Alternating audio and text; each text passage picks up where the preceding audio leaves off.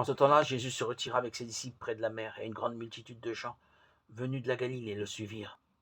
De Judée, de Jérusalem, d'Idumée, de Transjordanie, et de la région de Tyr et de Sidon, vinrent aussi à lui une multitude de gens qui avaient entendu parler de ce qu'il faisait. Il dit à ses disciples de tenir une barque à sa disposition pour que la foule ne l'écrase pas, car il avait fait beaucoup de guérisons, si bien que tous ceux qui souffraient de quelque mal se précipitaient sur lui pour le toucher. Et lorsque les esprits impurs le voyaient, ils se jetaient à ses pieds et criaient « Toi, tu es le Fils de Dieu ». Mais il leur défendait vivement de le faire connaître. Évangile selon saint Marc, chapitre 3, 7, 12. Quelle diversité!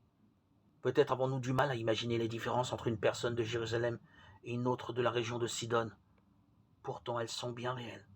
Soudain, quelque chose les rassemble. Serait-ce le fait qu'ils souffrent?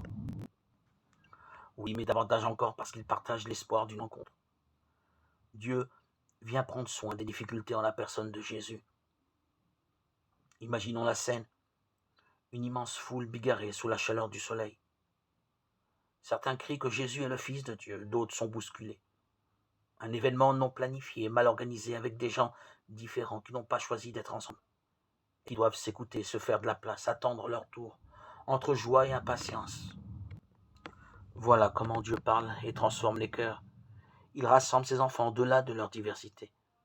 Ne serait-ce pas ça, enfin, être dans une assemblée? Vouloir rencontrer Jésus et se trouver aussi ainsi rassemblés avec le défi de nous aimer les uns les autres. Pour bien relever ce défi, nous sommes peut-être appelés à donner la première place à notre frère ou notre sœur d'à côté, pour qu'il ou elle soit guéri en premier. Oui, Seigneur, en toi nous plaçons notre confiance et notre espérance.